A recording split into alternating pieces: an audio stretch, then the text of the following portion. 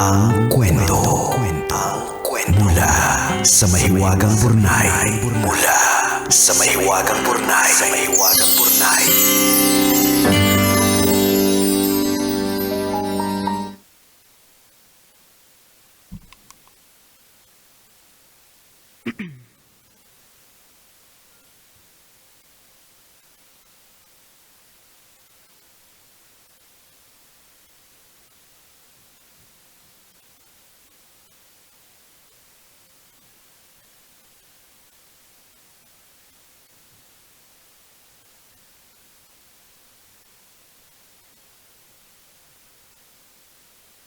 Dearest Nicole Ayala, kumusta ka na?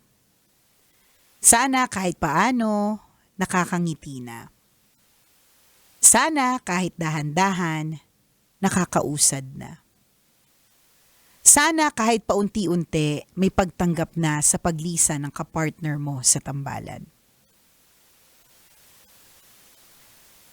Kapag binabalikan ko ang nakaraan, napakalaking bahagi ng buhay ko ang tambalan. Noong 15 years old pa lang ako during my high school days, gusto ko nang bumigay dahil sa problema sa pamilya. Sinagip ako ng tawanan at kulitan ninyo on air. Dahil sa inyo, nakalimutan ko ang inindang problema.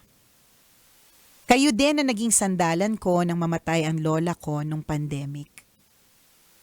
Kakampi ko din kayo kahit wala kayong kamalay-malay habang binubuli ako sa social media. Enero lang nitong taon namatay ang best friend ko. Sa inyo ko hininga ang nakakapanikip sa dibdib na dalamhati.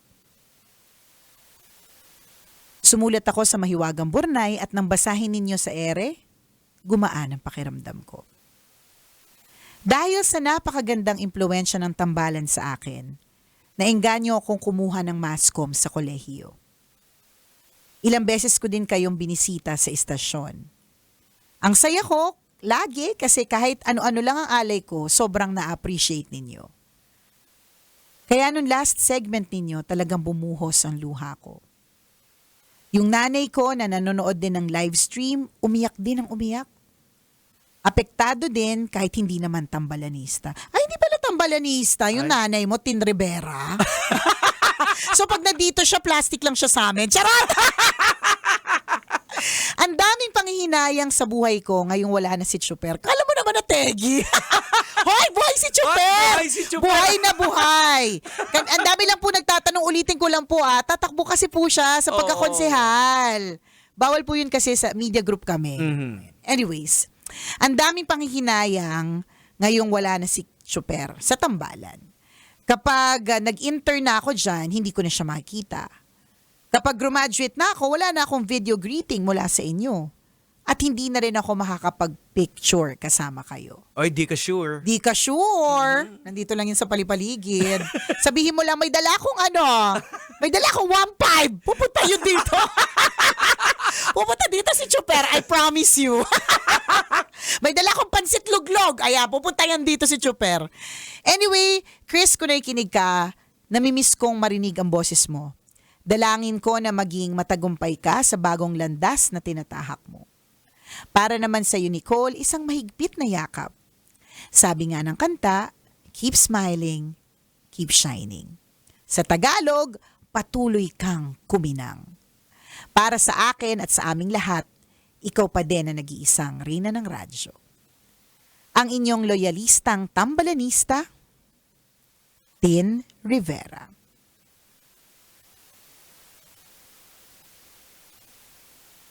Hindi lang siya loyalistang tambalanista, loyalistang kabisyo talaga, certified. Alam mo yan yung sinasabi ko na ang swerte ng nanay mo kasi ang bisyo ng anak niya pumunta dito sa Love Radio. Hindi magastos. Ang layo pa ng inuuwian nito ni Tina. Laguna pa siya. Binyan nga ba? Oo, taga Binyan. Ako personally nakikita ko yung talaga ni Tina. pag pumunta dito kahit something maliliit lang, we really appreciate it. Totoo yun. Nung isang beses, parang ang binigay niya chippy. Ang saya-saya ko sa chippy. Yung kaya nagtawid na gutom ko, chippy. Diba? Kasi alam niyo po, it doesn't take much to make us happy. Correct. But it also doesn't mean na hindi kayo pwede magbigay ng mga bonggam-bongga. Tama naman. Kung sasama yung loob niyo magbigay kayo ng chippy, mas gusto mo bigay ng mga 10,000. Correct. Edi go! Ano ba naman? Kami ba? Tatanggi ba kami sa grasya? Oo, ayaw namin sumama yung loob niyo. Ayaw! Lahat tinatanggap namin. Maliit man o malaki, di ba? But then, thank you. Thank you for sharing. Isa ito dun sa mga nakita ko yung kanilang stories no, na goodbye episode, yung Tambalan on Air na talagang umiiyak talaga ng husto. Salamat ng marami. And huwag ka mag-alala. Patuloy ang pagkinang ng kumikinang ina mo. Yeah, 'di ba? Tuloy lang. Tuloy lang, laban lang, 'di ba? Pansinin niyo, hindi na po ako masyadong umiiyak. Correct. 'di ba? Oo. Kung tutuusin niya. Strong na. Strong, independent woman. Charet. May mga ano lang, parang katulad ng kapag ka ikaw ay may pinagdadaanan, may mga araw na talagang strong ka. May mga araw din naman talaga na medyo mahina ka. Ganun, there are days. But of course, kapag ka yung mga days na ikaw ay mahina, maghahanap ka ng lakas mula sa ibang tao. Maghahanap ka ng lakas kay Lord. Lord, hindi ko po kaya, Lord. Baka naman po, pakibitbit po ako. Hindi ko po kaya today, di ba? Kaya kasi nararamdaman natin yung mga bagay-bagay na yan, lalo na yung from breakup, yung heartbreak natin. Kasi meron ka na kasing mga nakaplan sa utak mo. Correct. Naka-ready na lahat. Ini-imagine mo na. Yes. I-implement mo na lang Tama. biglang isang araw, boom! Hindi pala ganun yung plano. Surprise! Kaya it takes a lot, masakit talaga. Ang daming mga question. Paano na lang? Correct. Saan papunta? 'Di ba sobrang daming unanswered questions always in life. Not just with what happened to us, yung 20-year partnership namin ni Chris, pero ikaw, Kabisyo, ikaw mismo, 'di ba? Ano ba yung naiisip mo ngayon na problema mo na hindi mo mahanap pa yung sagot, or naging problema mo in the past na nalagpasan mo at nakita mo na yung sagot. Yeah, diba? kasi life is all about twists and turns. Yes! Hindi natin alam eh. Correct! Lagi kong hindi nakakalimutan at lagi kong iniisip yung sinasabi ng former boss natin na change can happen anytime. Anytime. Diba? Ganun talaga yung buhay natin, laging punong-puno ng pagbabago. At dapat, 'di ba? At ang kagandahan po sa pagbabago, kaya mo yan. ang kagandahan po sa pagbabago, ang pagbabago hindi naman laging negative. 'Di ba? Maaring ang pagbabago ay positive din. 'Di ba? Hindi lang naman laging negative ang change. May mga changes din na positive. Well, posible na naipresent siya ng negative.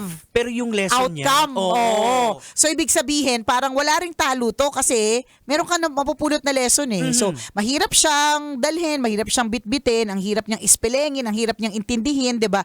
Pero hindi ka rin talo dahil dun sa lesson na pwede mong matutunan. Correct. Kasi diba? sa ATM talaga hindi mo siya maiintindihan. Walang ganon na parang, ay, gets ko na agad, Lord, bakit nagkasakit yung anak ko? Or, gets ko na, Lord, bakit kami binaha? O kaya, gets ko na lahat, ba't linilipad yung bubong namin? Walang ganon eh. Walang instant eh. Merong mga mangilang tao sa mundo siguro na nandun na sila sa level na yon na every time. Pinagkatiwala na kay Lord. Oo, ganon. Na talagang level, sobrang tindi na talaga ng faith nila as in. May ganon. Pero yung mga normal people like me, ano yan, talagang ang hirap questionin. Kasi nga, as Diego said, may nabuo ka ng plano sa utak mo eh. May nabuo ka ng ang dami mo nang nabuong mga scenario sa utak mo na ito. Excited ka na paano execute, diba? Ito yung mangyayari, ganyan. Hindi ganun eh.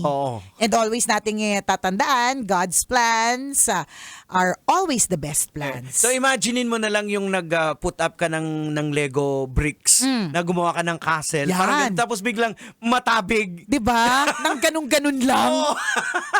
Tapos yung kaya pala matatabig kasi may mga ibang tao pala na maaawa sa'yo, bibigyan ka ng mas maraming Lego. Ang ending, hindi ka lang nakabuo ng castle, kingdom ang nabuo mo. Wow! Diba? Ganda na. Pangmalakasan! Hindi lang castle, sorry, kingdom! May mga aliping sa gigilid. Dati yung Lego castle mo, walang mga tao. Nung kingdom na, may mga alipin. Diba? May mga bukirin. Diba?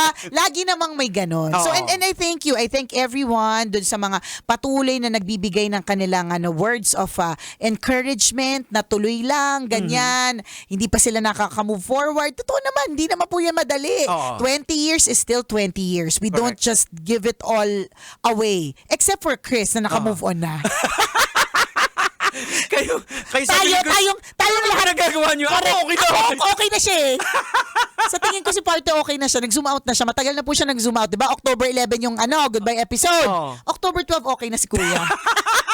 Totoo nga. Kasi na nag-record kami the next week nung October, grabe yung iyak ko talaga. Namang niyakap ko siya, sobrang iyak ko. Yung hagulgul ko talaga sa dibdib niya. Wagas. Pero siya naka-move on na. Ganun po siya, guys. Kilala naman natin siya. Ganun siya. Pero dun sa mga kapwa, yung mga alagad na mga kumikinang ina mo, 'di ba, na si Nicole Ayala na hindi pa rin maka-move forward, padayon lang. Every day is a chance for us to move forward, to just keep on fighting. Yun naman talaga yung lagi nating Saka gagawin. i-proseso nyo yung feelings nyo. Importante din yan. Ako, Hayaan nyo. Acknowledge mo lang yung nararamdaman mo kasi mahirap naman yung itinatago mo yung feelings mo hanggang kailan, 'di ba? Alam mo yung nakakatuwa lang kung meron akong if I'm going to be very positive about what happened sa paghihiwalay. Yun nga yung siguro dahil araw-araw na natin tong ginagawa, minsan hindi natin alam yung ano ba talaga yung nagiging impact natin to other people. Kasi kulit-kulitan lang naman to tama. Ubusan ng hininga, Correct. wakwakan ng lalamunan, 'di ba? And sometimes it's really just a job. 'Di ba? Trabaho namin to At wala kami gagawin. Hindi mo naman iniisip na talagang makaka-apekto. To inspire or isang whatever. Buhay, ang masasabit mo. Correct. Wala naman sa isip. Wala naman masyadong ganun. Pero yung kagandahan lang nung nitong nangyari, yun nga maraming katulad ng sinabi ni Benny sa kwento na may wagang Bornay kahapon, 'di ba?